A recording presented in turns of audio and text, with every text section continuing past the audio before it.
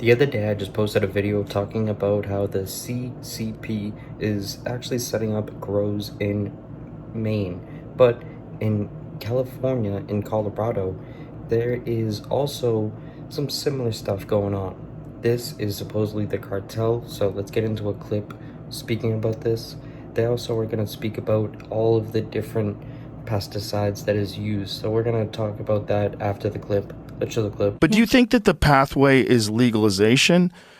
Because, like, even decriminalization, where are you going to get it? You're going to get... See, here's the problem with decriminalization. In California, my friend John Norris, he was a game warden. And do you know the story? Yeah. Yeah. Okay, so John, for He's people who don't know... Podcast, by the way. Oh, he's great. So John was a game warden, right? Loved the outdoors, became a game warden. He really wanted to like check people's fishing licenses and hunting licenses and making sure the land was taken care of and making sure people aren't littering or doing anything stupid. So he gets this call that the stream is blocked up. It's like the stream stopped running and they can't figure out why. Maybe a farmer diverted water. They follow the stream. They find these PVC pipes that are rerouting it to this massive marijuana farm that the cartel owns.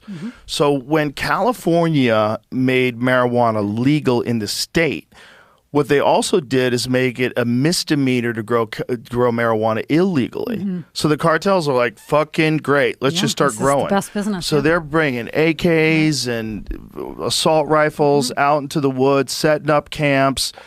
Super toxic pesticides, super toxic, like shit that's totally illegal in modern farming in America, like way worse than glyphosate. And that's somewhere in the neighborhood of 80+% of all the marijuana that gets sold in the places where marijuana is illegal. It's all getting sold from these grow ops in California by the cartels. I've filmed some of them. I've been there. I've been in those mountains in California. It's so crazy. Seeing that. It is insane. It's so crazy. Like, but it's also a side dying, effect of like what Colorado did. Colorado made it legal. Great. But then they also taxed it like 39%. Yeah. And so most people are like, look, it's still cheap. I'll pay 39%. Right. The state gets the money. It's a net benefit for everyone. But there's a lot of people that are like, I'll just grow weed illegally and sell that since it's legal in the state. Right, and because it's impossible to get a license in California. When they legalized it initially, they made it so hard for people to actually get their licenses and do it legally that the actual black market increased when they legalized it. California's So one thing I wanted to touch on first is he says it's worse than glyphosate. Glyphosate is something that you can find in Roundup. Roundup is a weed killer. It is the thing that kills plants. It's very dangerous to consume, but it's found in cereal, it's found in beer, it's found in all types of foods that are associated with oats, associated with dirty grows, basically. And unfortunately, that is majority of the mass-produced stuff is very contaminated grows that they're contaminating in a way that actually helps it yield more, which means they get more product out of each harvest, or is going to kill off some sort of thing like mold or pests.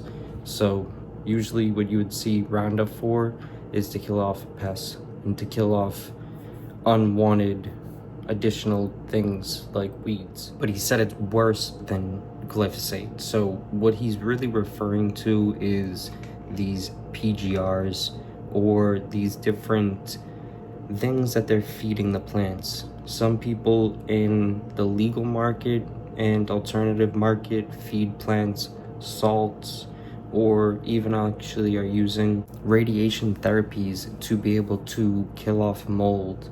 So this is definitely going to contaminate the plant in very unwanted ways. I think that it's very interesting to see that most of the plants or most of the product that is being consumed on the alternative market in a lot of these legal states is going to get put into a bag. So most people are not going to see it before they get it. Even if they were, they're not necessarily going to be knowledgeable on what they're supposed to be looking for, because it's easy to be deceived in the looks or smell. But this is definitely something that leads a lot of people to have to experience a lot of these contaminated products. And is there an answer for it yet? Probably not. Is legalization across the board the answer? Maybe for some things, but what it's gonna do is allow people to start getting their mids from a legal brand, a more commercialized facility that is still going to be feeding it salt, still going to be feeding it unwanted things, and also doing those radiation therapies. So it might be just as bad.